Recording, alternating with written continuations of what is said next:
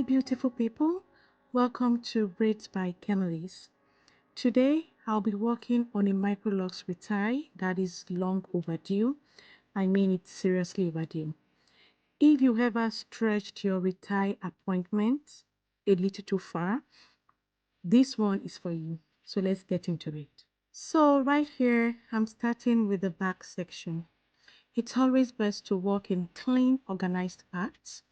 You will notice that I'm using my crochet hook and crochet pin. The pin helps me to keep the lock neat and lock the freeze or fly away hairs. With overdue locks, you want to be extra gentle to avoid tension or breakage. The goal is neatness and not speed. Earlier, I washed the locks with my clarifying shampoo. This helps to remove build-ups. So let's take a pause real quick and talk about healthy lock habits, especially if you are wearing micro locks. One big tip is don't wait too long between your retie sections.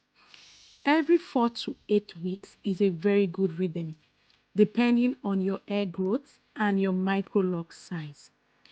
Also, your scalp needs love, hydration, and not just oil. The oil is to seal in the moisture. So you can think about using water-based spray daily on your locks. So one thing I love about micro locks is how resilient they are. Because even with overdue growth, they can bounce back beautifully when they are cared for properly. However, they do need consistency. So in case your locks are already matted, I would advise that you take time to see your loctician before it becomes a full detangling appointment, and that might cost you more. Funny story here. One of my clients had come in before with about 6 months overdue retie. Yes, will. Well, trust your girl. We turned it around and made it as neat as it could be. So if you're watching this and your locks is overdue, consider this your sign to book an appointment. I would like to chip in that leaving your locks, I know locks are like low maintenance, right? You wake up ready and all, but however, your locks do need care. And leaving the locks unattended for a long time, on the long run, damages your locks, you know, because as your lock is growing, the hair that is growing, the fine hair that is yet to be locked, is going to get longer. And as you wash your locks or as you itch and then you scratch it, the tendency sorry about that, the tendency that you're ripping off a strand, at the base, one strand here, two strand here, three strand there, is high. And with every rip or maybe a strand that mistakenly gets off the lock, you're thinning out your locks. So even though some people don't relock as often because they are trying to save cost, at the long run, are you really saving cost? Because when you come in for retire appointments that are overdue, your loctician will most likely charge you more.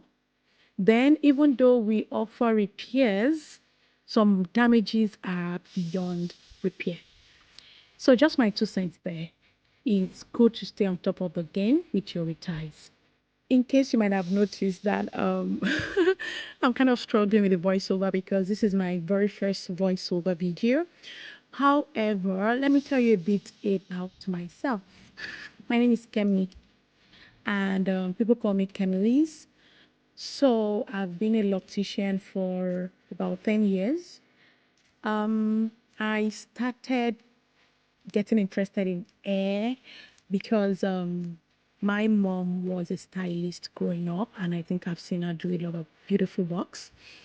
I just love anything hair because I have siblings that were, you know, I don't know what I'm saying, but however, what I'm trying to say is that making hair is one of the things that make me happy, and being able to offer that service gives me joy.